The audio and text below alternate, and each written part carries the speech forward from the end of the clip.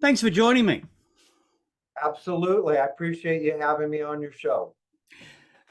Great to have you on. Now, as I mentioned just prior there, I've been a fan since 1986 or whenever it was.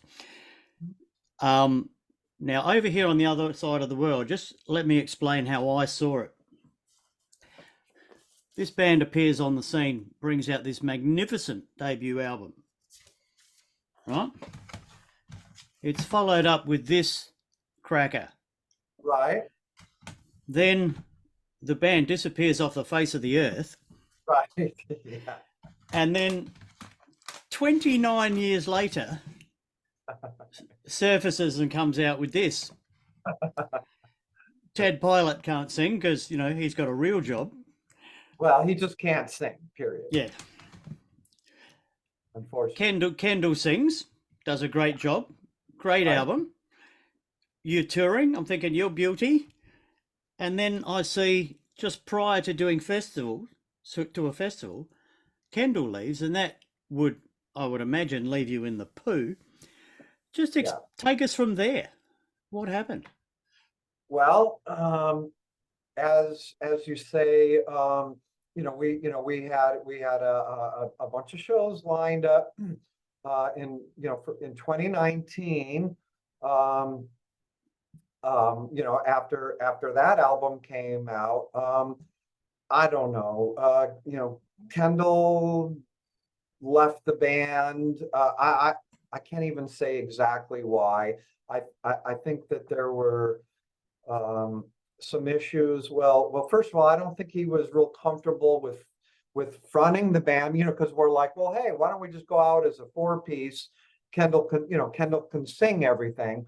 Um, Mm, and he is capable, yeah, or yeah. he was capable of singing everything, but he really didn't feel comfortable being, a front man. So Yeah, that okay. caused a little bit of friction in the band, so we were like, okay, well, how about we hire another lead singer um, to come in and do all the old stuff, and then you can sing the new stuff. Mm, And that was kind of the plan. And then we started kind of looking for singers, and that's when we brought Steve in. Um, so we went through a bunch of singers. We found Steve. He was local in Phoenix, where Ken lives. And so then we kind of had a complete thing. But then there were some other issues, with Kendall, him really not wanting to tour, and I don't know. I can't really say exactly what happened, but he just kind of folded out of the band. He just said, "Yeah, I don't want to do this anymore." I mm. don't know. So yeah, that kind of left us, holding the bag a little bit. And luckily we did have Steve, to bring on board, and then we also recruited Ethan Brosh, and he had been doing some projects with Dave Elfson from Megadeth. And then we went out and did shows in 2019, and then COVID came, Mm. and well 2020 we were really hoping to ramp up a large scale tour, to continue to promote the Third Secret. And then of course, COVID, put the kibosh on everything. Yeah, And yeah, and then at that point, like everybody else, we're like, well, what else are we gonna do? We're gonna work on a new album. yeah. Okay. Now, the new album, When Angels Kill, just about to come out. Now, that is a big album. Now, how did that come about? Bit of a story in there. Tell us about that. Well, so the story was really kind of the brainchild of Ken. This is kind of his, his story that I think he had been thinking about it for a while. Mm. And so he's really the one that came up with the whole storyline, and it was really his idea to say, like, hey, why don't we do and we had of course, because we had that time, so we had a ton of material, and and Ken was like, man, we've got all this great material. How are we going to utilize this material? And then I think that's when he kind of brought this story. He was thinking of the story even before the whole COVID thing. Mm. And I think he kind of felt that it was a great opportunity, because we had the surplus of material, that he could then take and weave a story, Mm. and then weave a story, utilizing, things from our previous albums. And that's kind of what happened. I'm probably not the best person to give you the details of the story. Ken would really be, better for that. So basically, the story, it's probably, a common kind of story where, looking at what's happening in the world right now. I mean, we could say, we could look at Ukraine, and you could probably, take, you could relate, what's happening there to probably this story, although the story is supposed to take place in the future. But I think, so if that makes any sense at all. It does. Okay. You could go to a lot of stories from the past that were sort of set in the future and point at them now and go, not so far-fetched anymore. No, correct. Which is kind of scary, actually. It's very fucking scary. It's very Yeah. fucking scary. I mean, I think any of us who have been around for a while, we're, I don't, I'm concerned. I'm concerned for my kids, and I don't know what kind of world that they're going to be growing up in. But I would say that, maybe the world that they'll be growing up in is going to be this story, with the characters in the story, who are, obviously young people finding themselves in maybe not such a great place, and not such a great future. So yeah, I think that's kind of, what this album is. It's obviously, it's not set in stone. It's not a story that, that's okay. Here's, this is exactly what's happening. I think we're just, putting in enough pieces so that the listener, maybe they can just make their own story out of it. Okay. Who is on the album now? Looking at the lineup which I've got in front of me, Ethan not a full-time member of the band?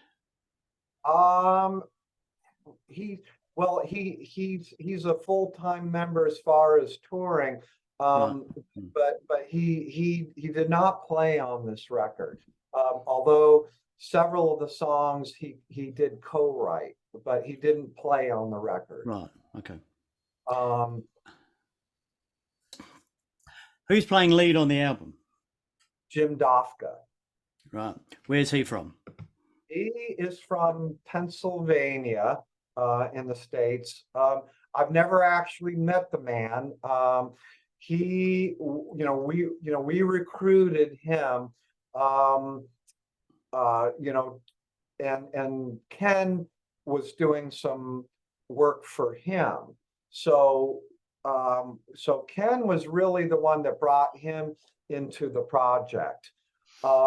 And it was mainly, and getting, as far as, because people are asking, well, why didn't Ethan play on the record? The thing is that Ethan has a specific style, and he's a great player, and he can play anything. However, and his playing would have been really good, like on the Third Secret. Okay, but on this record, we really wanted to get back to the first album. Yeah. One of the two big complaints of the Third Secret was that a lot of people um, said that that album was missing the big lead, like the big harmony leads from like Yeah. the first album. And that the James Byrd, the James Byrd style, which is your neoclassical, Ingve type of playing. Okay, and a lot of people complained about that. So on the Third Secret, we really wanted to go back and capture the James Byrd style. Unfortunately, Ethan, he's just not that kind of a player. I mean, Right. you know what I mean? It's Yeah. and Yeah. it's Yeah. not that he can play anything, but composing that style was just out of his realm. Whereas with Jim Dofka, Jim just nailed it. Yeah. Mm. We just sent him the songs, and then he sent it back, and it was just perfect. Mm. And I think if you listen to the Oh album, yeah. Yeah. it's right, doesn't it capture kind of the Yeah. James Byrd? Yeah. It does. Yeah. Um, you're talking, call out the warning and the night off this cracker here, that sort of style. I know what you're talking about. Right, Just to diverge for just a second, see, I told you I was a massive fan from back in the day. There's James Byrd's right, Atlantis Rising. exactly, yeah. And James was such a big part of the sound of the band. And we asked him multiple times to play on this record. Yeah, We right. asked multiple times to play on the Third Secret. And it I don't know, he didn't want to do it. Mm. And I don't know why. Maybe you can ask him why. But so yeah, it would have been amazing if we could have gotten James even to do a couple of songs, on this record. Um, but yeah, so that's the reason why Jim is on the album. Now Mm. Steve Connolly is he came in um, to play rhythms, because Ed Archer, he had a difficult, those couple of years of COVID were really difficult for Ed. Yeah, okay. Health wise, he had a lot of issues. He got COVID like twice, and Mm. and it was bad, Mm. and and um and then he had he had like trigger figure on his left hand. So he just had a really bad run. And of course, every time he had difficult, and then he's working 50, 60 hours on a day job. So his ability to contribute, the necessary work was very limited. Mm. And it wasn't enough to where we would get the album done. So Yeah, okay. so we turned to Steve Connolly, and Steve is like the sixth angel, and he was a godsend because he was able to come in and fill those gaps where Ed was not able to produce any work. Yeah, So okay. that's kind of why that whole thing. Matter of fact, even there's some tracks where I'm playing rhythm guitar, Yeah. Mm. on this record. Yeah. Well, it still sounds like Fifth Angel. That's the thing. That's It's the got bottom. Right. it's Exactly. got that sound. So I'm excited. Right. What happens now? Album's coming out very soon. Then are you able to take it out on the road? Where are you going? Who's playing? Yeah, we absolutely are. Obviously, we're the timing. originally we were hoping to get the record done at the end of last year so Yeah. that we would be able to go out and tour this year, but just because of with, everything, the album, is obviously, behind, 6 months. So it's, for this year, I think it's too late, to really do anything. So we're really working on 2024. Hmm. I've heard all sorts of stories from different band members about difficulties even getting like CDs pressed, the actual CD made. Have you had any difficulties like that? I mean, during COVID, it was a lot, especially with vinyl. It became a real problem because a lot of the vinyl production companies went under, Hmm. and gone forever. That has actually been rectified. I think we're a little bit back. I think back now we're back on a regular, production Right. schedule. Where they, the vinyl, I think when Nuclear Blast, when they submitted the masters, I think it was maybe February. So we already have, the vinyl and the CDs. So, they knocked it out pretty quick. I mean, what, three Okay. months? Yeah. At, Okay. back, a year ago, it was like 8 months, Yeah. 8, 9 Yeah. months. Yeah, it was crazy. Yeah. Yeah. It is crazy. Where are you living these days? I hear, is it Florida? I'm in Florida. Yeah. Yeah. Okay. Whereabouts? You don't have to Uh, be too specific. yeah, Fort Myers, which is Oh it's yeah. on the Yeah. Gulf of Mexico, Yeah. south. Okay. Yeah. You Okay. know, Cool. I'm a beach guy. Like to surf and go scuba diving. Ex- Excellent. My wife and I went to the US in 2018. It was my second time, and we went down to Florida, stayed in Orlando, did the theme park stuff. So all good fun. And went down the Keys. Went down the Keys. So Matter of fact, yeah, I was in the Keys 2 weeks ago. My girlfriend got her scuba certification. So excellent. How's the rebuilding going down there? Because when I went in 1986 and I stayed at Marathon, um, stayed at a motel that actually had like houseboats out on the water. And when we went back in 2018, we drove down the Keys, and coincidentally, that's as far as we got. And I went into that place, and it was just leveled with the yeah, hurricane. Irma, Hurricane Irma that came through here about I don't know what, 3, 4 years ago.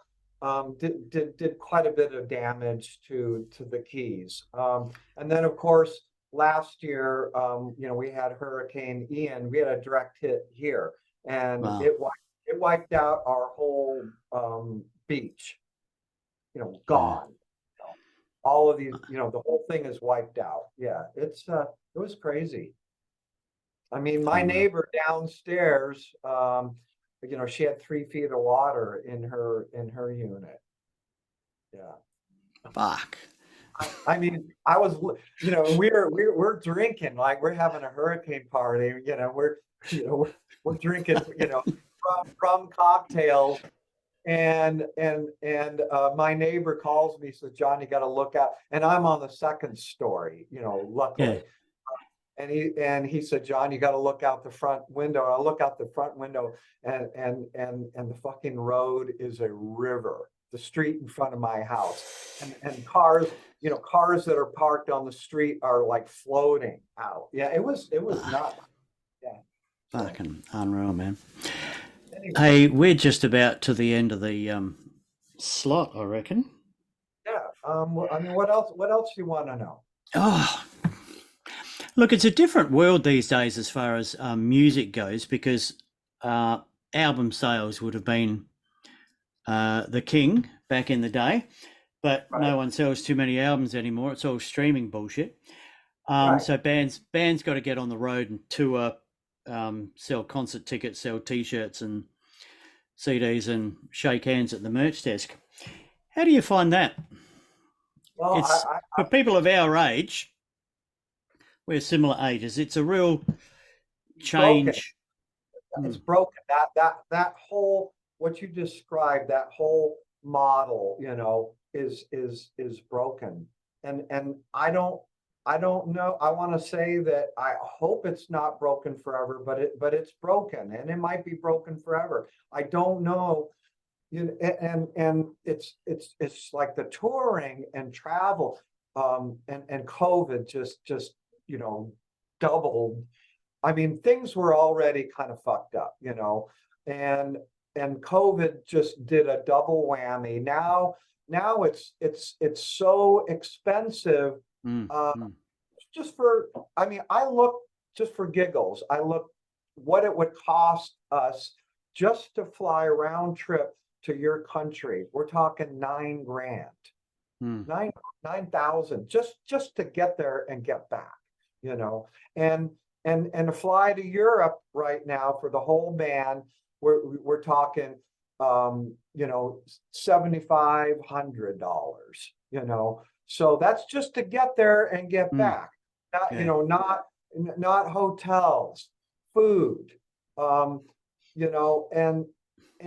it's just becoming so difficult. I'm like, I'm looking, you got big bands that are canceling tours like yeah, Anthrax, you yeah, know, yeah, yeah. that are just saying, they're just saying, fuck it.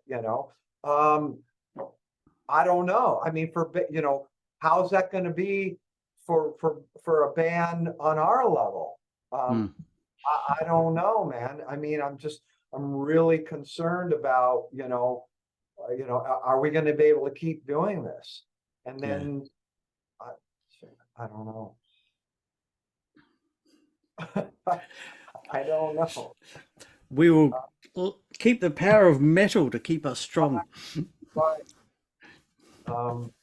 all we can do at this point is just make the best music that we possibly can, and hope that it catches on, and hope that people like it, and hope that people will want to see us live, because there has to be, for the promoters, they have to see a demand, like, hey, people want to see this band live, Mm, and you know we need the help of the fans to create that demand, so that the promoters are like, yeah, okay, we got 5,000 people, that want to see this band. We got 10,000 people that want to see this band. So that,